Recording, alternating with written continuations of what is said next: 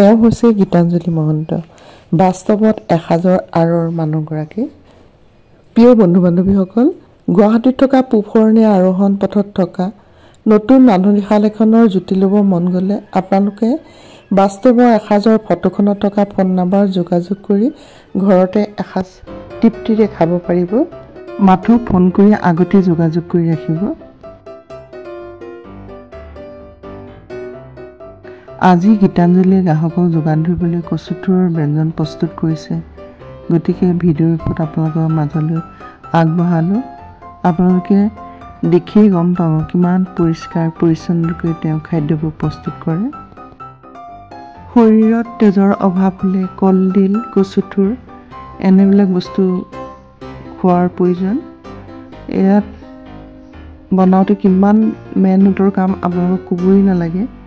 গতিকে আপোনালোকে কেতিয়াবা এলাহ কৰিলে বাস্তৱৰ এসাজত ফোন কৰি পেলাই যোগাযোগ কৰি পৰম তৃপ্তিৰে খাব পাৰিব। বিশেষকৈ গুৱাহাটীত বাস কৰা পূবশৰণীয়া, চানমাৰী, ৰাজগড়ৰ মানুহখিনিয়ে গৰমে গৰমে খাব পাৰিব। খালি বাস্তৱৰ এসাজৰ ফোন নাম্বাৰটো কালেক্ট কৰি এটা ফোন কৰি ল'ব। গ্ৰাহকৰ চাহিদামতে পৰিষ্কাৰ আৰু পৰিপাটিকৈ তেওঁ সময়ত খাদ্যসমূহ যোগান ধৰে। তেলতে পিঁয়াজখিনি ভাজ খুৱাই লোৱাৰ পিছতে দিছে মচুৰ দালিখিনি। পৰিমাণ অনুসৰি দিয়ে, বেছি নিদিয়ে।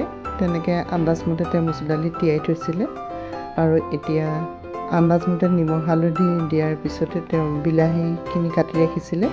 এতিয়া বিলাহীখিনি ইয়াতে দি ভাজ খাবৰ কাৰণে তেওঁ ঢাকোনখন মাৰি কিছু সময় ৰাখিব।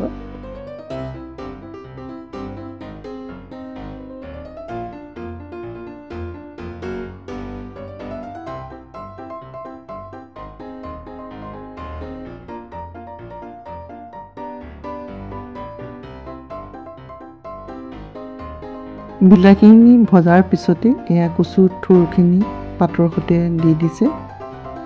কোমলীয়া পাতখিনি তেওঁ পেলাই নিদিয়ে, ইয়াতে দি দিছে। কচু থোৰ আৰু বিলাহীখিনি ভাজ খোৱাৰ পিছতে ইয়াতে দিছে মধুসোলেঙৰ পাত আৰু মচন্দৰী পাত। আপোনালোকে মচন্দৰী আৰু মধুসোলেং চিনি পায়নে বাৰু? এতিয়া ইয়াতে অকণমান এইটো হৈছে ভোট জলকীয়া। ভোট জলকীয়াটো দিলে বহুত টেষ্টি হয়। জ্বলা হয় বুলি ভয় নাখাব কিন্তু দেই, বহুত মানে সুন্দৰ হৈছে। মই খাই নিজেই টেষ্ট কৰি পাইছোঁ কাৰণে আপোনালোকক জনাইছোঁ। ইয়াত দিয়া মচন্দৰী আৰু মধুসোলেং হৈছে ঔষধি গুণসম্পন্ন। যি মই চিকেন আৰু মটন অৰ্ডাৰ দিছিলোঁ, তেওঁ পেকিং কৰি দিছে মটন আৰু চিকেনৰ, কিন্তু হটকেছত কচু থোৰখিনি ভৰাই দিছে একেবাৰে ওচৰতে থাকোঁ কাৰণে।